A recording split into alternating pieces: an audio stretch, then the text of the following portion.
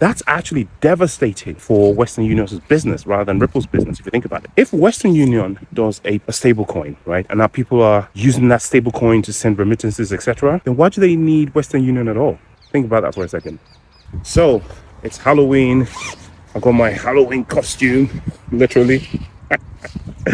Anyway, it's perfect weather for it here. It's gloomy, rainy. Even though it's very, very beautiful, the autumn leaves are looking amazing.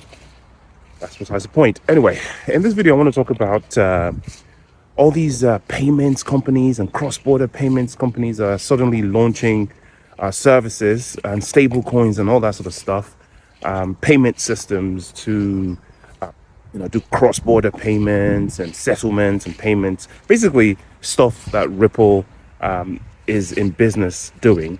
But none of them, not a single one of them, well, the big ones anyway, I'm going to talk about, not one of them is working with Ripple or with the XRP, at least not in the open. And why the big announcements, right? And the biggest one, of course, is Western Union, which is the one I'm going to talk most about. But I just wanted to mention that there are quite a few of them doing it. A very cool one is called Flutterwave, that's based in Nigeria. It's actually quite a good venture, that one. It's Africa's biggest fintech company, I believe. It's the biggest one in Nigeria anyway. And they're working with Polygon to build a sort of an Africa-centric payment system that connects 34 countries and handles cross-border payments within Africa, which is a very welcome development.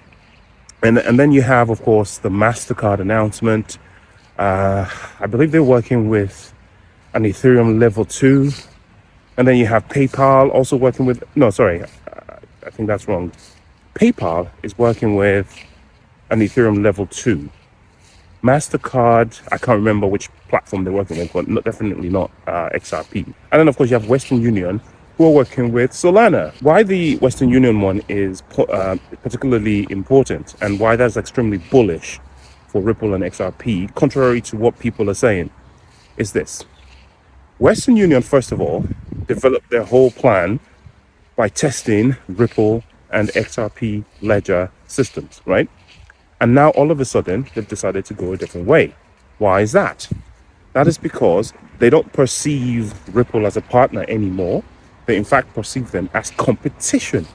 And it reminds me of the Microsoft versus Apple days, right? Where Microsoft was sort of a one-stop shop for like software and all that sort of stuff.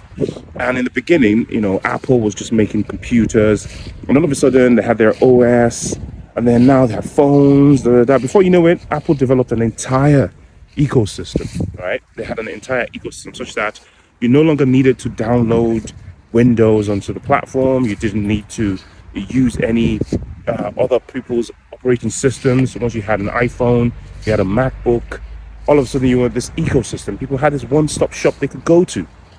And all of a sudden, Microsoft lost its position as the world's leading tech company in terms of market value. In fact, they were so far ahead of Apple and Google at the time. But they now realized the game, right? The writing on the wall. And then all of a sudden, Microsoft also started making, Microsoft phones, Microsoft tablets, and basically started copying Apple. So what we're seeing here now with Western Union is originally thinking that they were too big for everybody, the largest intercontinental, international payment system, cross-border system. But unfortunately, they were stuck in the old ways. All of their systems were sitting on the ancient rails, right, of third-party, counterparty risks and pots of cash in different places. And they were left behind now that we're going into they were about to be left behind now that we're moving into the new paradigm. So instead of working with Ripple and, using the XRP ledger, they now realize that Ripple is not only there to provide them with infrastructure to better their own business, but in fact to replace them completely. And now they're thinking, wait a minute, how are we going to aid our enemy in taking our business? No, we're going to compete. and we're going to go to Solana. Solana is not a payment. There's no big Solana Corp that's trying to take over payments and cross-border payments. No, Solana is a blockchain, so it's infrastructure level. So they're happy to use Solana as that, because Solana doesn't pose any threat to their core business. Well, not that they think anyway. Now you have PayPal, which is a behemoth when it comes to payments, right? Cross-border payments, remittances, etc. Now they need a system like the XRP ledger to better their platform, to make things cheaper, more affordable, faster, more efficient, and into the modern world. But again, they have the same conundrum. They see that Ripple isn't there to just provide them with something to click on, but in fact it's there to completely replace their business. And now here we have arrived at a problem. Do they allow Ripple to run away with their business by enhancing them, or do they put up a good fight, which is what they're doing? Anyway, this is what I think is going to happen. I think these systems are going to be released, and they're going to offer some level of competition for Ripple and XRP. And this is why I'm saying I'm bullish, because these organizations, they recognize the need for this stuff. They recognize Ripple as a threat, and the writing is on the wall, and they're making their move. This is their last hurrah, as they say, right? So these systems will work. They would offer competition, of course. But what's going to happen is, when Western Union realizes that Solana, even though cheaper than Ethereum, yes, faster than Ethereum, okay, it's not as secure as XRP. It's not as fast, and it's not cheap enough. And it doesn't scale, not like XRP, right? Especially when it comes to payments. Yes, it's great for games, it's great for memes and all this stuff, right? But when it comes to payments and the connections, I mean, don't get me wrong, Western Union has their own, they have their own connections around the world. They have their own tentacles in high places. But ask yourself this question. When whatever their stable coin that they make starts to operate, is it going to be backed by the US dollar? If yes, then maybe they have a chance in the United States. If they're not backed by the US dollar, if they're backed by some other currency, then they have to go through the whole sort of, is this a US-based company? Do you remember the whole sort of Elon Musk, Donald Trump, Department of Government Efficiency, America First stuff? I know there's more to payments than the United States, but the United States and the US dollar do form a core part of this whole thing. And if you're not US compliant, then your business is going to struggle in this field, right?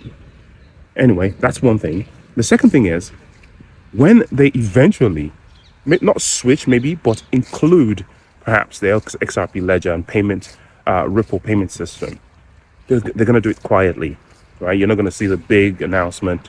They're just going to do it in the back and start doing it. Remember, they've already tested this stuff for years, and their system is already kind of compatible with it. So when they do make the shift, when they do make the change, it's going to happen quietly and with no fanfare. Because at the end of the day, competition is good. I actually like it. And it lights a fire behind Ripple to keep going and innovate even better. You don't want a monopoly. You don't want them controlling 90% of global payments, right?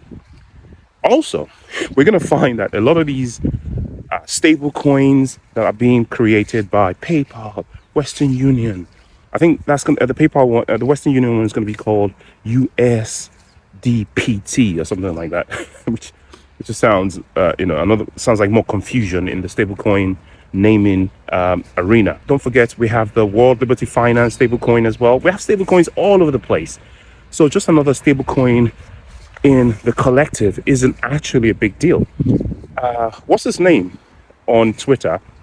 Wolf of Wall Street was asking about the use case of XRP now that all these stable coins are all over the place. And I don't think he stopped to think about what he said.